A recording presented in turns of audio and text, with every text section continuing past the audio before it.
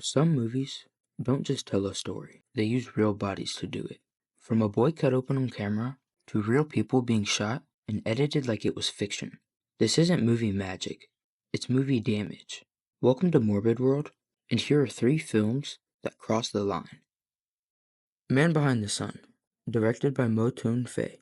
Released in 1988, it's one of the few movies ever made that used real human bodies to tell a story. The film recreates Unit 731, a real biological weapons program ran by Japan during World War II.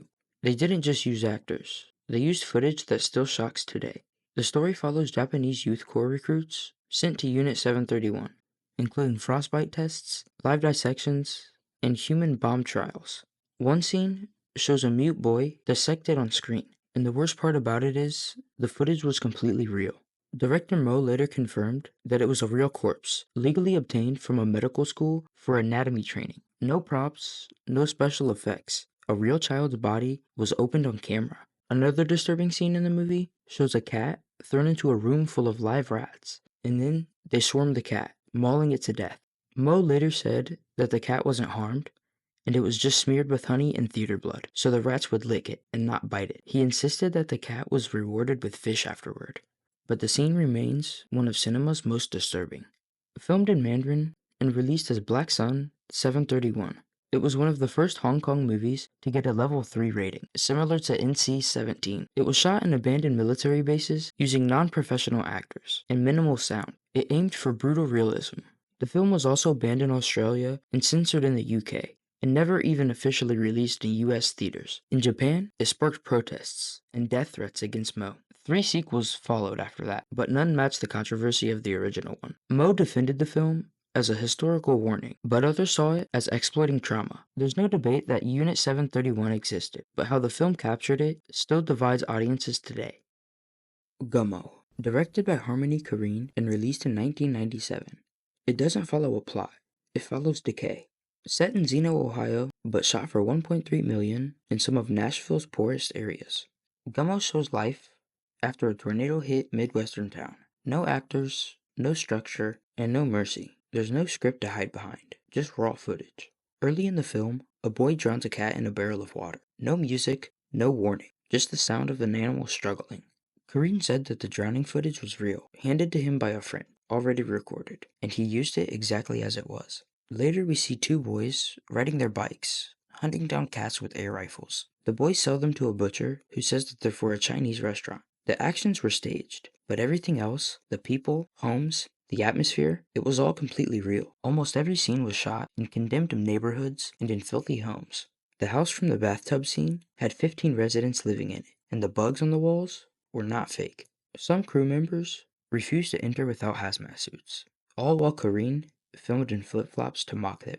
The film uses non-actors, real locals playing versions of themselves. The lead Tumblr was cast from a TV episode about teens addicted to huffing paint, and when asked about his future, he simply replied, "I'll probably be dead."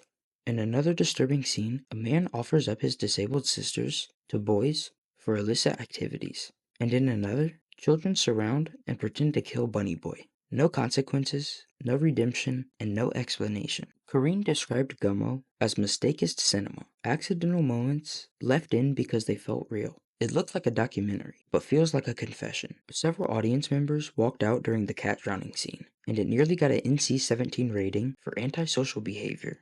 It completely bombed at the box office, but later would become a cult classic, and later would be added to the Criterion Collection in 2024. There's no clear message in Gummo, just damage, filmed from every angle, coming together to make one of the most disturbing movies in cinema's history. Africa Blood and Guts, 1966. Directed by Gualtero Jacopetti and Franco Prosperi. It wasn't entertainment. It documented Africa's violent transition after colonial rule. No story, just real death. Shot across more than a dozen countries. It captured chaos over 3 dangerous years. The crew faced gunfire, including near execution during filming. One scene shows the aftermath of Zanzibar's 1964 genocide, where thousands of Arab civilians were executed. Captives marched to firing squads, bodies were photographed from helicopters, and some even washed ashore while trying to escape. It's the only known footage of that massacre. Another confirmed scene is in the Congo, showing Belgian paratroopers retaking Stanleyville after rebels murdered and cannibalized enemies, burned children alive, and executed civilians. Survivors were forced to bury smoldering bodies, and one rebel execution was filmed, leading to director Jacopetti's arrest in Italy. He was cleared after proving they arrived moments before the execution and that they weren't involved. The film also includes animals killed by grenades, poachers slaughtering wildlife, and refugees forced into deadly waters. It ends with stranded penguins in South Africa, a metaphor for displacement, but the violence was real. It defined the shockumentary genre from there on out.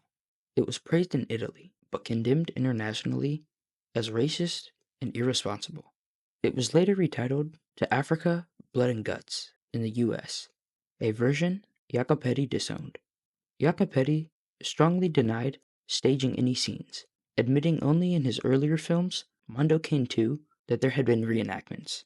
And to this day, Africa Blood and Guts is banned in parts of Africa, debated in film schools, and considered among cinema's most disturbing films. Once filmed, its horrors couldn't be unseen. Hello everyone. If you made it to the end, as always, thank you for watching.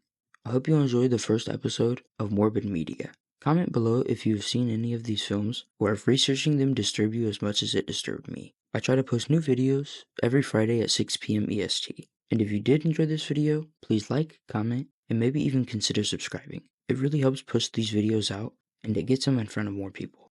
That's all I've got for this one. Thanks again for watching, and I'll see you next time.